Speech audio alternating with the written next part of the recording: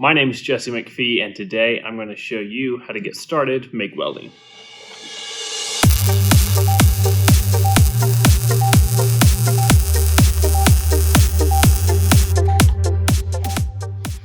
For this video, I'm going to assume you already have your machine, your gas mixture, and the gas bottle, and your hood and everything you need to get started welding. You just need to learn how to lay your first bead, or maybe you need some tips on how to make your first welds better. Regardless of which type of welder you've chosen, as long as it's a MIG welder function, it's going to look something like this. Maybe it has a digital readout. Maybe instead of this infinite voltage control, you have a voltage tap control like this one. But either way, whichever style of machine you have, it's going to do the basic function of having a voltage control. That's the heat. Think of that as the heat. And then a wire feed control. And to get a good idea of where your welder settings are for what thickness of metal, I would suggest you reference the chart that comes with your welder.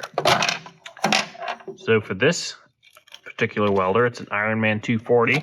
I'm going to go into this chart here, and I'm welding on steel, and I am welding probably about 14 gauge steel, and I'm using 75% argon, 25% CO2 shielding gas. Then I'm going to go down to the wire size diameter I'm using 030. I'm going to scoot over here to 14 gauge. And I'm going to choose those settings on the dial. The 2 is the voltage, and the 25 is the wire feed. That'll get me a good starting point for this size of wire and this size of material with these settings. Then from there, I can fine tune that as needed. For the gas mixture, suggest a 75% argon, 25% CO2. If you're welding on mild steel, you've got your gas supply right here from the bottle. And then you've got this gauge right over here, tells you how much pressure you have left in the bottle.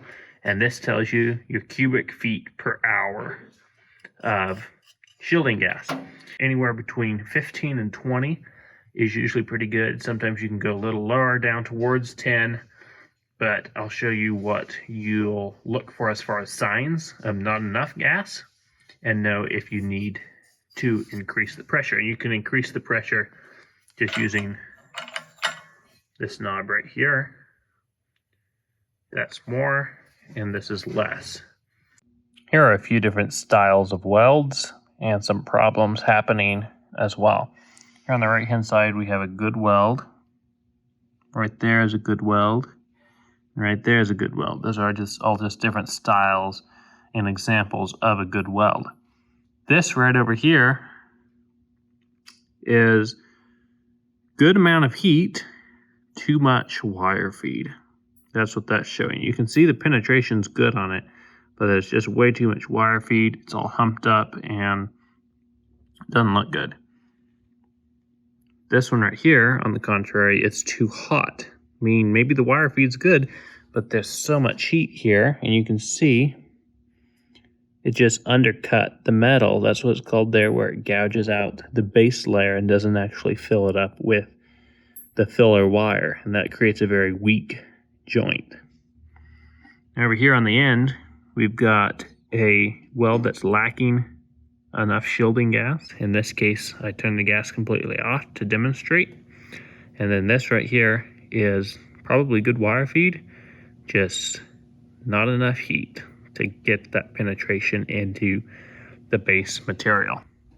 A nice easy way to begin and practice is to just take some tube like this, cut it up, and then offset it just a little bit. It gives you a nice area on one side to practice, and then you can flip it over and practice on the other side as well. So to begin with, practicing on a flat surface is the easiest. If you don't have a metal table that the ground is hooked to, you'll have to hook it to your part or hook it to a piece that's connected to your part. Then to begin with, I'm just going to grab my hood over here so I can look through my hood in case I actually do strike an arc here. To begin with, you want to get your gun right into the corner. And you want to remember that the heat comes directly out of the gun. So wherever the wire is pointing, that's where the majority of the heat is going. So you'll want to keep this in mind when you have a thicker piece of metal on one side or the other. You'll have to spend more time over there to get an even distribution of the heat. Now there's a couple different ways we can go about laying the bead. We can actually three. You can go in what's called a cursive E. You can do a weave pattern, or you can just do a straight weld bead. And let me demonstrate on paper real quick the differences of those because it's helpful to use a pen. My personal favorite for just everyday welding is the cursive E, and it looks something like this.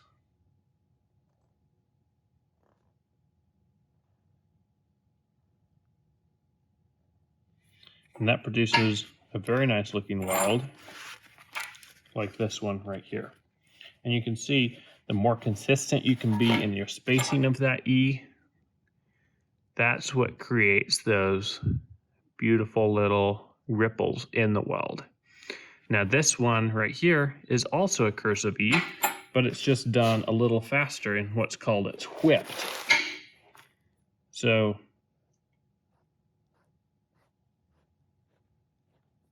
like that, and you can even turn the heat up and kind of whip the weld puddle into something that's really smooth. Turning up the heat just a little bit will kind of give you that spraying effect, kind of like on this side. You can see I whipped that weld and had the heat up a little higher. So then another style you can do is what's called the weave, and that's a weave weld. This is a very easy weld pattern to learn. This is the one I started with, and it's kind of hard for me to tell now, but because I just go to the cursive E because that's my preferred style. But for a long time, this was the easiest style for me. It's where you go from one side back to the other, and see, it's not just a straight across like this. You're weaving and tying back in. Pause just a little bit, come back over here. Pause just a little bit, come back over here, over here, over here.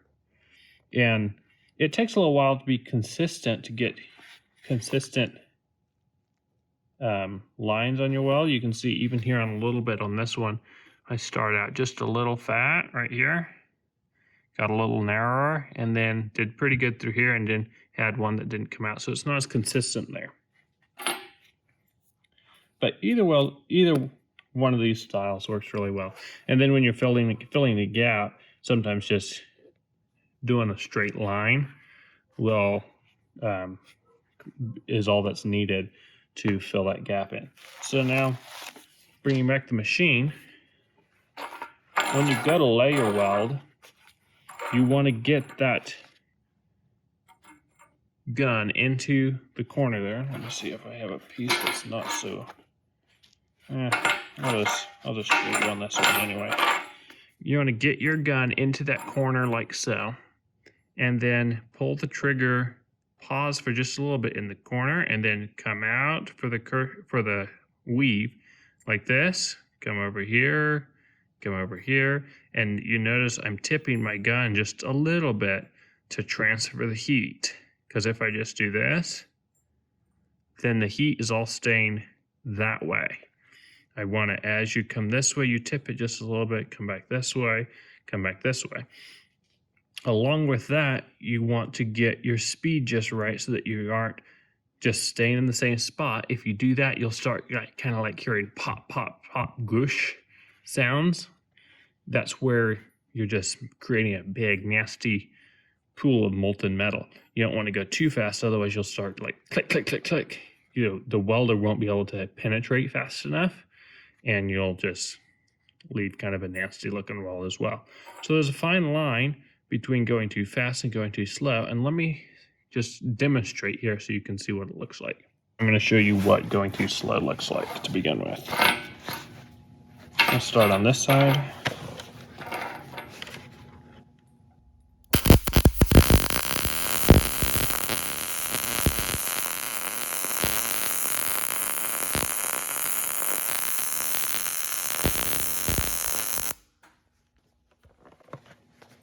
That's bright. You can see it just kind of piles up there and turns into a meaningless glob. That's going too slow. Flip it around, and this will be going too fast. My side to side will stay the same. My side to side is staying the same regardless, but I'm just talking about this speed right now.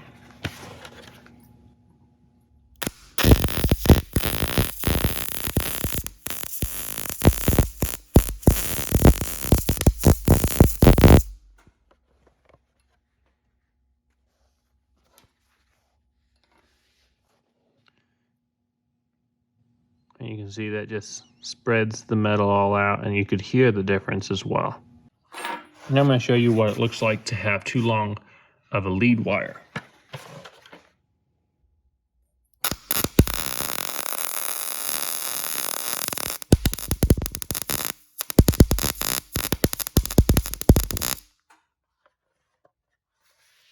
Not only do you start getting these big nasty droplets on your gun on the lead wire tip, but no penetration, you start losing gas flow over the weld. Here's what a good weld should look like. This is a weave.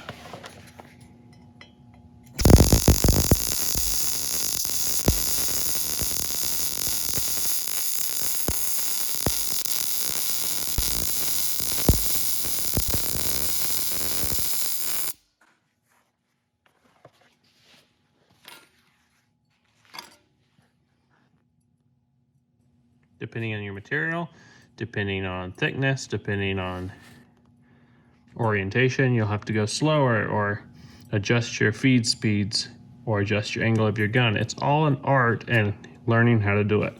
Now here's the cursor B.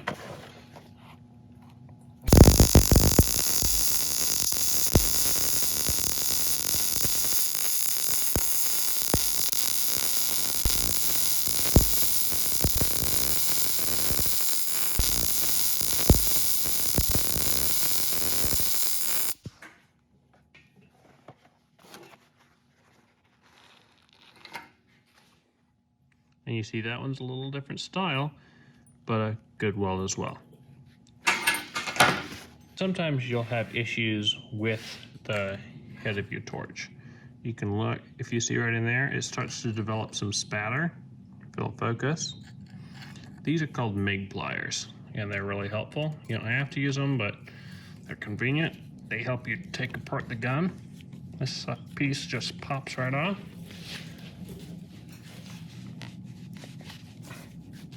Like so. You can clean that out with these, and then that little piece grabs your little wire feed guide, whatever it's called, your tip, and this just screws in here and changes that out. You can also get tip nozzle gel, it's called, and while the gun is hot, dip it in a little bit of that, and that helps keep some of that spatter from developing. Also, if you have the correct settings on your machine, it'll help the spatter from developing as well. So hopefully this video has been helpful to you, whether it's your first time or you're improving your MIG welding skills. I'm going to get back to welding here, and hopefully you go do some welding too. I want to thank you for joining along, and let me know down in the comments below if this video has been helpful. I'll see you next time.